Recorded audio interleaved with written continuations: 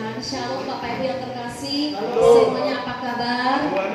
Pasti luar biasa. Kita mari beri kemuliaan sekali lagi buat Tuhan lewat setiap musik, setiap WL singer semuanya yang telah membawa kita boleh menikmati lawatan Allah yang luar biasa. Saya percaya pujian penyembahan kita di tempat ini yang tadi kita sama-sama membawa itu menjadi korban bakaran persembahan yang berkenan di hadapan Tuhan. Amin. Karena tidak ada yang lain selain hanya membawa korban penyembahan kita. Hanya itu yang Tuhan mau. Tidak ada yang lain. Aku percaya, saya percaya setiap gereja Tuhan pasti akan mengalami pemulihan yang luar biasa lewat korban penyembahan yang kita bawa, yaitu lewat korban ucapan syukur kita, doa, pujian, dan penyembahan. Itu yang akan membebaskan kita dari segala yang terbelenggu. Haleluya, puji nama Tuhan. Sekalipun tadi malam banyak yang baru pulang dari retreat, tapi masih tetap semangat bersuka cita, ya, tetap semangat ya. Semangat itu tidak bisa menghalangi kita untuk datang kepada Tuhan dan memuji bersorak untuk kemuliaan nama Tuhan. Amin. Haleluya. Nah, di bulan Agustus ini saya mengambil satu tema untuk bagaimana kita hidup di dalam kemerdekaan daripada segala belenggu. Ya, karena di dalam bulan Agustus ini kita merayakan kemerdekaan di bulan ini, tapi biarlah kita bisa melihat bagaimana kehidupan orang Kristen yang telah dimerdekakan secara spiritual, secara rohani, secara roh. Bagaimana kita mengalami yang namanya hidup yang dibebaskan dari segala yang terbelenggu, mungkin yang dibelenggu oleh ikatan dosa. Kenapa? Karena banyak orang Kristen, tapi di sini pasti tidak ada. Ya, di sini tidak ada, saya percaya. Tapi kita bisa melihat, itu nggak bisa kita pungkiri. Banyak orang Kristen yang sudah rajin ke gereja, tetapi hidupnya kenapa bisa jatuh? Hidupnya masih dibelenggu. Mungkin dibelenggu oleh rasa sakit hati, dibelenggu daripada jerat kenikmatan dunia, dibelenggu dari segala sesuatu yang mengikatnya, sehingga orang Kristen sulit mengalami terobosan di dalam penyembahan. Nah, hanya ada dua yang simple, dua tema, dua poin yang saya ambil, supaya bagaimana kehidupan kita benar-benar mengalami yang namanya merdeka. Kalau tanpa kita mengalami merdeka di dalam Kristus, itu penyembahan kita akan sia-sia. Ya, karena di dalam kemerdekaan itulah kita bisa bebas menyembah Tuhan, dan kita tidak terikat lagi oleh apapun. Nah, dua poin itu hanya simple. Yesus itu baik. Saudara setuju dengan saya? Tuhan itu baik, Bapa itu baik. Dia tidak pernah mempersulit kita. Ya, kita sebagai orang tua di sini, kalau yang sudah sebagai orang tua statusnya, pasti tidak mau mempersulitkan anak kita. Kita selalu memberikan yang terbaik. Ya kan? Nggak mungkin kita mau mempersulit. Kalau kamu tidak begini, maka hidupmu akan begini. Kalau kamu tidak begitu, tapi itu hanya semuanya kembali kepada kita. Dua poin itu adalah satu, kerendahan hati. Ya, kerendahan hati. Di Filipi 2 ayat 5 kita boleh baca dulu. Di Filipi 2 ayat 5, biarlah kita menaruh pikiran seperti Kristus. Kita boleh baca sama-sama. 2:5. 3, 2, 1. Hendaklah kamu dalam hidupmu bersama menaruh pikiran dan perasaan yang terdapat juga dalam Kristus Yesus. Nah, ini masalahnya. Dengan kata yang lain, ya, dengan kata yang lain, Paulus mengatakan kiranya kita menaruh pikiran Kristus itu di dalam setiap pikiran kita. Artinya pikiran Kristus yaitu firman Tuhan. Nah, masalahnya ini sering kita waktu mengalami satu masalah, sering waktu kita mengalami sesuatu yang tidak adil, bukan pikiran Kristus yang ada di dalam pikiran kita, tetapi pikiran-pikiran kita sendiri. Saudara tahu, pikiran kita itu semuanya adalah hal kedagingan.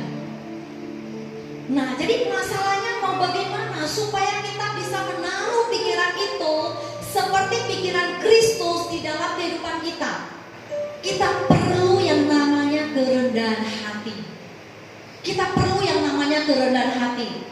Kerendahan hati itu saudara mau melihat bagaimana ada dampak yang luar biasa di dalam kerendahan hati. Di dalam Amsal 22 ayat 4, ganjaran kerendahan hati dan takut akan Tuhan adalah kekayaan, kehormatan, dan kehidupan. Kalau kita memiliki kerendahan hati itu sama murah hati beda ya. Murah hati dalam memberi. Kerendahan hati bukan berarti kalau ketemu siapa Salom Pak, Salom, itu bukan kerendahan hati, itu beramah. Kalau kerendahan hati, kita mampu, kita bisa mencoba menanggalkan apa yang menjadi hak kita. Sekalipun kita melihat sesuatu yang terjadi, itu tidak seperti yang kita harapkan. Sesuatu yang terjadi itu tidak seperti apa yang sudah tabur. Sekalipun kita benar, tetapi itu memojokkan kita dituntut, kita dibilang salah, kita difitnah. Nah, kerendahan hati itu akan membawa kita dalam kebebasan, kemerdekaan. Sekarang masalahnya, bagaimana cara kita mau merendahkan hati yang memiliki kerendahan hati? Banyak orang sulit. Saya melihat begitu banyak saya melayani juga konseling lewat telepon, lewat tatap muka. Itu sangat sulit untuk orang mau memiliki rasa kerendahan hati. Kenapa? Karena kehidupan ini kalau tidak Tuhan yang mengambil alih, maka kedagingan kita yang akan berbicara. Oleh karena itu kita mau coba mengerti bagaimana kita masuk di dalam penyembahan yang namanya bisa membawa kita masuk di dalam kemerdekaan. Bapak Ibu yang terkasih, ada sebagian orang memberi satu perumpamaan. Orang Kristen yang di pelataran. Saudara mengerti, orang Kristen yang di pelataran. Ada orang Kristen yang di dalam ruang kudus. Ada orang Kristen yang di dalam rumah kudus. Kalau di dalam pelataran itu dulu waktu di zaman perjanjian lama, itu hanya orang membawa korban bakaran, korban penyembahan, yaitu membawa kambing domba untuk dipersembahkan kepada Tuhan. Di situ orang hanya membawa, tetapi tidak bisa masuk ke dalam ruang kudus. Nah, untuk memasuki ke dalam ruang kudus, di situ ada kakijian, di situ ada meja roti. Itu menceritakan apa? Yang bisa masuk ke dalam ruang kudus itu hanya imam, itu pun setahun sekali. Ya, kita semua ini adalah imamat yang rajani. Kita adalah semua imam. Nah, cuma untuk mengerti, memahami, masuk ke dalam ruang kudus itu, di situ ada meja roti. Ya, di situ menceritakan tentang bagaimana hadirat Tuhan, ya, korban penghapus dosa. Nah, hanya imam yang membawa korban penghapus dosa untuk dia bisa masuk ke dalam ruang kudus. Nah, pertanyaannya, apakah di dalam meja roti dan kakijian itu sudah bertemu dengan Tuhan Yesus? Belum. Apakah imam menikmati hadirat Tuhan? Menikmati. Di situ ada korban penghapus dosa yang dia bawa ke dalam ruang kudus itu. Ada hadirat, karunia-karunia yang semacam itu. Kita melihat orang bisa basah roh, ya. Tetapi kenapa orang yang sudah mengalami di dalam ruang kudus, dia bisa lagi jatuh? Mungkin jatuh dalam mamon. Tuhan bilang, kita akan seperti apa yang kita sembah. Kalau kita sembah uang, ya kita seperti uang. Kenapa kita melihat orang sudah melayani, dia bisa jatuh dalam mamon, dia bisa jatuh di dalam percabulan, bisa jatuh lagi di dalam perzinahan, karena belum tembus yang namanya ruang maha kudus. Nah, untuk masuk ke situ, ruang maha kudus, supaya kita bisa hidup dimerdekakan, itu imam besar itu di dalam ruang maha kudus, di situ hanya ada tabut, ya, tidak ada buatan tangan manusia. Di situ hanya ada itu di kitab Ibrani. Ya, di situ dicatat, di situ ada tabut. Nanti kita boleh di rumah sampai sama-sama baca karena firman Tuhan hari ini biar singkat. Ya, kita harus ikuti protokol untuk dalam firman Tuhan dan pujian penyembahan itu. Nah, di dalam ruang maha kudus itu, di situ tidak ada lagi yang namanya daging. Tidak ada lagi. Jadi kalau kita untuk di dalam penyembahan, di dalam satu ibadah, di dalam satu persekutuan yang masih namanya ada daging, yaitu mungkin sakit hati, kecewa, ya, itu gak bisa, sulit orang untuk masuk ke dalam ruang yang maha kudus. Jadi di situ butuh namanya kerendahan hati. Saya percaya biar di tempat ini kita semuanya sama-sama membangun bagaimana kita bisa memahami, yaitu waktu kita mau membuka hati kita, kita merendahkan hati. Setiap kali kita hampiri tata kasih karunia Tuhan yang kudus, kita bilang, Tuhan kuduskan saya mau merendahkan hati saya, ya, supaya kita bisa mengalami terobosan itu. Ya, saya percaya Roh Kudus akan beri kita pengertian. Saya percaya. Saudara ingat, waktu Paulus sama Silas, waktu mereka ada di dalam penjara, ya, waktu ini ada kaitannya dengan penyembahan sebetulnya. Nanti di Depmus kita spesial ya, kita menggali yang namanya bagaimana penyembahan itu bisa sampai tembus, yaitu penyembahan itu berasal dari hati kita. Nah, waktu Paulus dan Silas, mereka waktu ada di dalam penjara, saudara lihat, atau saya mengajak kita membuka dulu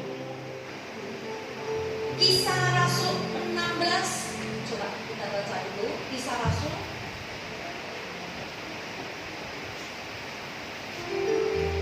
Kisah Rasul 16.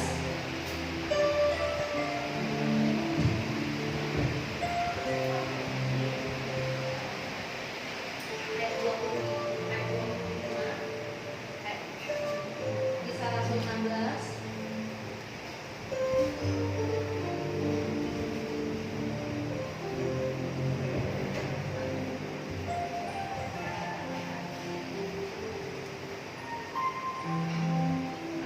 Ayat 25 kita baca sama-sama dan 26. 3, 2, 1. Tetapi kira-kira tengah malam Paulus dan Silas berdoa dan Allah, dan orang-orang kumpulan lain mendengarkan mereka. 26 kita baca.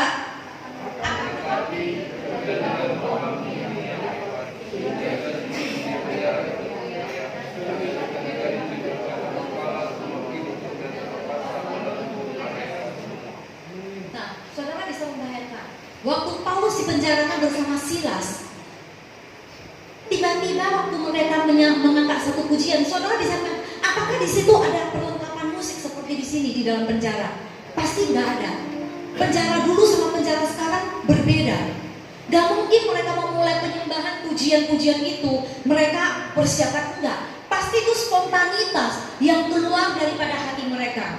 Mereka mendengar waktu penyembahan pujian Paulus dan Silas itu, waktu pujian penyembahan itu mencapai terobosan dimensi satu titik yang menggetarkan surga, maka tiba-tiba terjadi yang namanya gempa bumi yang dahsyat. Gempa bumi yang dahsyat itu biasa, tetapi gempa bumi itu bisa membuat borgol itu terbuka, itu luar biasa. Saya tidak tahu apa yang memborgol kita di dalam belenggu, di dalam hidup kita. Tapi kalau kita membawa penyembahan kita, pujian kita masuk ke dalam satu dimensi, kita benar-benar merendahkan diri, kita betul-betul hancur hati di hadapan Tuhan. Saya yakin belenggu-belenggu dosa itu pasti diputuskan, pasti dibebaskan. Ya, itu luar biasa. Itu menceritakan sikap hati kita. Pujian penyembahan itu yang bisa memerdekakan hidup kita. Waktu kita mengalami Kristus di dalam karena pujian penyembahan kita bukan umat Tuhan yang jadi audiens, bukan pengerja yang jadi audiens. Pujian penyembahan kita yang jadi audiens itu surga. Kalau kita persiapkan pujian kita supaya kelihatan mungkin lebih bagus, nanti saya kelihatan lebih untuk hanya pengerja untuk umat Tuhan, itu tidak akan ada terobosan. Pujian penyembahan itu yang membawa kita masuk dalam terobosan itu, yaitu sikap hati, kerendahan hati. Apapun yang menjadi belenggu, saya yakin firman Tuhan itu di mana ada Roh Tuhan, di situ ada kemerdekaan. Firman itu Yesus sendiri yang jika kita menyatu dengan Dia, maka segala membelenggu itu pasti dimerdekakan. Bapak Ibu yang terkasih, bukan berarti saya tidak pernah mengalami yang satu namanya pergumulan. Hak saya itu direbut, diambil untuk menyatakan saya benar.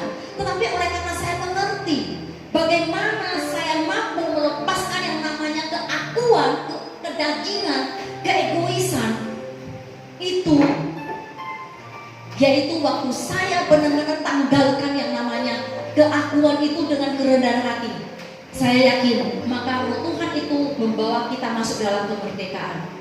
Saudara, Bapak Ibu yang terkasih, saudara ingat enggak?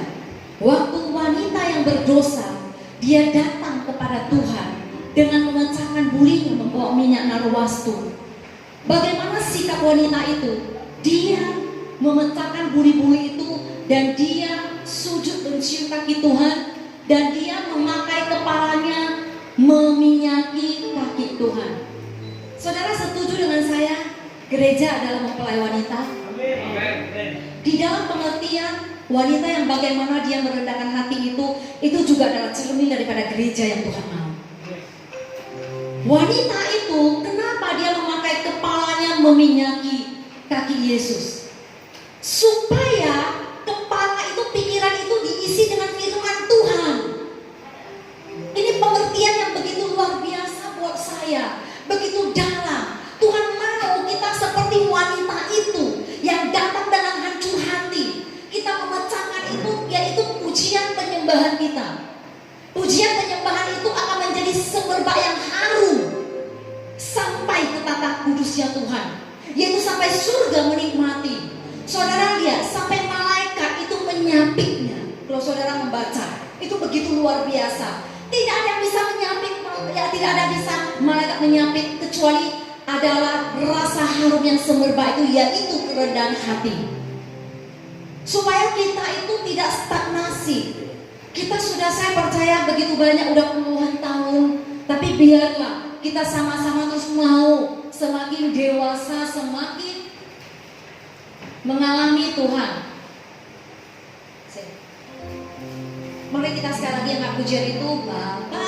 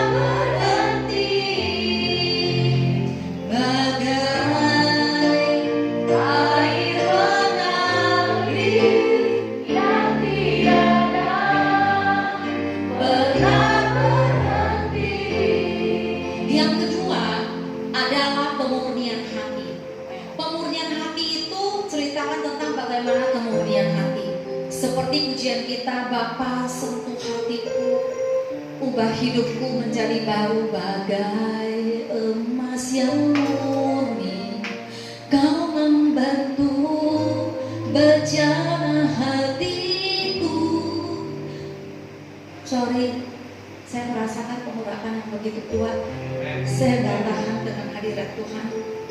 Menceritakan kemurnian hatiku sangat tidak enak. Sampai kita bisa menjadi emas, untuk bisa kita masuk ke dalam ruang yang maha kudus. Sampai tirai itu dirobek. Bagaimana? Tentunya tidaklah mudah. Sehingga saya banyak melayani konseling-konseling. Banyak orang yang gugur di tengah jalan. Saya berdoa biarlah di tempat ini tidak ada satupun yang gugur. Semuanya harus maju melangkah. Karena Dia yang di dalam kita yang akan memampukan kita untuk sampai menjadi emas yang murni. Dagingnya harus dibakar. Saya yakin setiap kita semuanya di sini komunitas 90% pengerja. Ya, di sini komunitas 90% pengerja. Di dalam mengiringi perjalanan dengan Tuhan, di dalam perjalanan hidup kita, semuanya pasti mengalami proses yang luar biasa. Tapi karena itu yang Tuhan mau. Tuhan tidak mau kita menjadi Kristen yang biasa-biasa. Karena Kristen itu agama. Tapi Tuhan mau kita bisa seperti emas yang murni. Saudara harus mengerti. kita sebagai gereja Tuhan yang namanya mempelai wanita, tanda-tanda untuk orang bisa masuk dalam perkawinan itu apa? Yang paling simpel, dewasa. Puji Tuhan, di sini semua luar biasa. Berarti kita di sini semua sudah dewasa rohani, luar biasa, dewasa. Nah, nggak mungkin anak-anak bisa masuk dalam, paling tidak orang ada tanda-tanda kalau dia sudah dewasa. Apalagi yang namanya wanita, mempelai wanita, pasti ada tanda-tanda. Nah, pertanyaannya, kalau kita masih gampang sakit hati, kita masih gampang untuk merasa ini nggak adil. Kenapa? Kalau sudah masih ada kenapa begini, kenapa begitu, kenapa? Wah, itu sulit. Tapi saya percaya, waktu kita mau, Tuhan, aku mau dibaharui, supaya saya seperti emas yang murni di hadapan Tuhan. Pasti Tuhan di dalam kita itu akan membawa kita, mampukan kita. Waktu kita mau mengalir, maka itu akan mudah membawa kita melewati hari-hari yang di depan kita. Sekalipun padang gurun itu, sekalipun pergumulan yang proses yang sangat luar biasa, saya percaya itu akan mampukan kita. Nah, di dalam penyembahan itulah, di dalam kita membawa korban persembahan kita, disitulah kita akan mengalami terobosan yang luar biasa.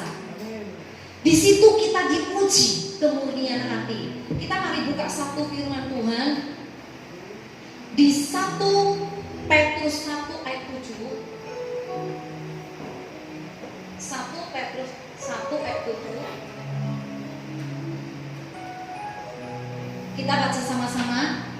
3, 2, 1. Maksud semuanya itu ialah untuk membuktikan kemurnian imanmu yang jauh lebih tinggi nilainya daripada emas yang fana, yang diuji kemurniannya dengan api, sehingga kamu memperoleh puji-pujian di hari Kristus menyempurnakan dirinya. Saudara, siapa yang mau dipuji-puji Yesus dan mendapatkan kehormatan kemuliaan? Saya mau. Nah, di sini menceritakan kemurnian iman itu jauh lebih tinggi nilainya daripada emas. Iman yang murni, waktu kita mengalami pencobaan di dalam ayat 6-nya, di situ mencatat bagaimana supaya kita bisa mengalami kemurnian iman. Di dalam ayat sebelumnya itu, bergembiralah akan hal itu, sekalipun sekarang ini kamu seketika harus berduka cita oleh berbagai pencobaan. Nah, waktu kita saat ini mengalami yang namanya mungkin berbagai pencobaan, sesuatu yang tidak mau kita inginkan, pasti semuanya pernah mengalami itu. Banyak hal, ya, ini tidak seperti yang saya mau, ini nggak seperti yang saya mau, saya kepengennya seperti ini. Tetapi waktu kita bisa berjalan sampai endingnya, saya percaya kita akan menjadi emas yang murni. Dan Yesus akan memberikan kita satu kehormatan, kemuliaan sampai selama-lamanya. Waktu dia datang menyatakan dirinya kepada kita. Amin. Mari biarlah kita sama-sama bisa mengalami yang namanya benar-benar kita mengalami setiap penyembahan kita, setiap kita datang kepada kita, itu penyembahan itu tidak berbicara waktu kita di dalam pertemuan seperti ini. Di dalam penyembahan itu seperti tadi waktu Paulus dan Silas, itu waktu mereka di dalam aniaya, waktu mereka di dalam pencobaan yang begitu luar biasa. Tetapi ada pujian yang keluar, keren itu. Waktu kita mengalami satu aniaya lewat fitnah, ya, tiba-tiba kita sudah berusaha banyak, ya saya rasa ya kita pernah mengalami sudah begitu luar biasa, kita memberi yang terbaik, kita sudah mencoba begitu apa yang kita bisa tabur, tetapi apa yang kita dapat, kita sudah mencoba untuk melayani seperti ini, baik itu dimanapun ya kita, tapi apa yang kita dapat bukan ucapan terima kasih, tetapi kata-kata yang menyala kita. Nah, Bapak Ibu yang terkasih, jika kita memiliki kerendahan hati, saya percaya itu tidak akan terjadi dalam bersyukur-syukur, tetapi kita akan bilang, Tuhan terima kasih, saya bersyukur, Tuhan Kau terlalu indah. Saya sering mengalami seperti itu. Jadi waktu mengalami sesuatu hal yang tidak adil, saya bilang, Tuhan Kau luar biasa.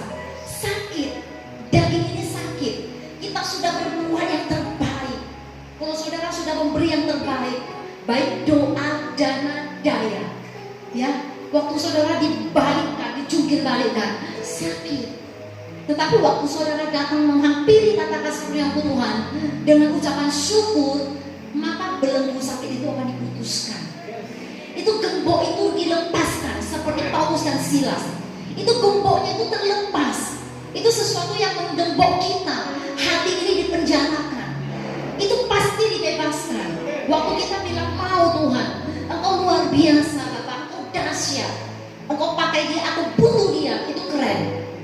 Saya sering ngomong sama Tuhan, Tuhan saya butuh dia. Saya bersyukur Engkau mengirimkan dia kepada saya untuk menguji sampai keumurnian iman itu menjadi seperti emas. Kalau saudara mau menjadi seperti emas, minta orang-orang yang seperti itu untuk datang menghampiri kita. Siap? Mau dipuji Tuhan? Supaya Tuhan bilang kemuliaan kehormatan aku memberikan kepadamu. Kehormatan daripada Allah loh. Itu luar biasa. Bukan dari manusia, kalau dari manusia aduh gak usah. Marilah memiliki penyembahan yang 24 jam. Artinya saudara mengakui kehadiran Tuhan di dalam hidup saudara selama 24 jam. Dimanapun saudara berada, saudara menyadari kalau saudara bersama dengan Tuhan. Yaitu waktu saudara melayani, waktu saudara berkata, bersikap, apapun itu, ada orang, tidak ada orang, itu sama. Amin. Itu luar biasa. Di dalam tekanan, di dalam aniaya, di penjara, itu ada pujian yang membebaskan kita. Haleluya.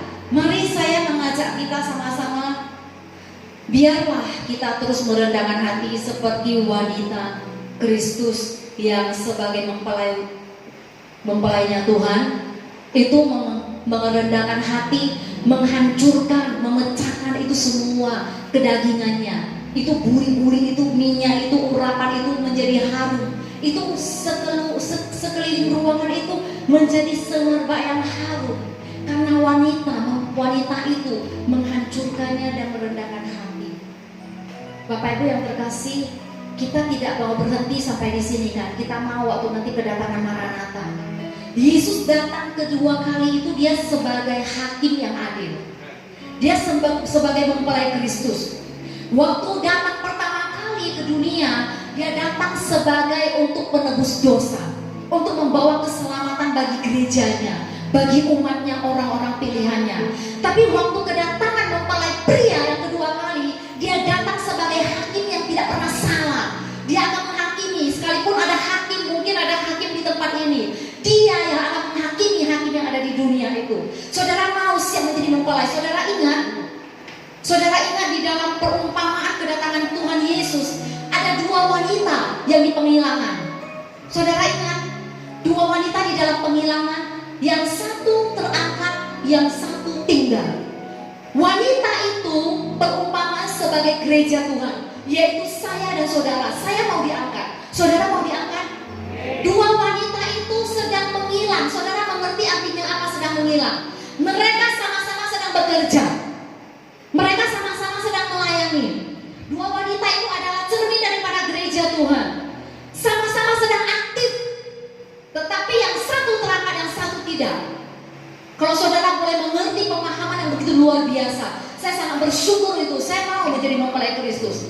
Saya setiap hari di dalam doa saya, Tuhan mampukan saya untuk saya bisa menyenangkan hati Tuhan lewat kehidupan saya. Saya percaya pasti saudara akan dimampukan. Kalau saudara berusaha untuk hidup benar, saudara akan frustasi, saudara akan stres. Nggak bisa. Kita tidak bisa memakai kekuatan kita untuk hidup benar. Tapi saudara waktu mau seperti wanita yang memecahkan buli-buli itu dan memakai kepalanya meminyaki Kristus, saudara merendahkan hati seperti tadi, maka Tuhan di dalam kita akan mampukan kita. Amin. Mari saya mengajak kita semuanya bangkit berdiri. Kita sama-sama berdoa, minta Tuhan mampukan kita, beri kita kerendahan hati untuk kita boleh masuk di dalam perjamuan kudus ini lewat roti dan anggur, supaya kehidupan kita bisa berkenan dan menjadi mempelai Kristus yang tidak bercela dan tidak bernoda. Saya percaya setiap kita pasti dimampukan, karena itu yang menjadi keinginan hati Tuhan kerinduannya. Setiap gerejanya diangkat waktu kedatangannya. Sekali lagi pujiannya. Sentuh hatiku, ubah hidupku, mencari yang baru. Badai emas yang murni, kau membentuk rencana hatiku. Bapa, ajarku mengerti sebuah kasih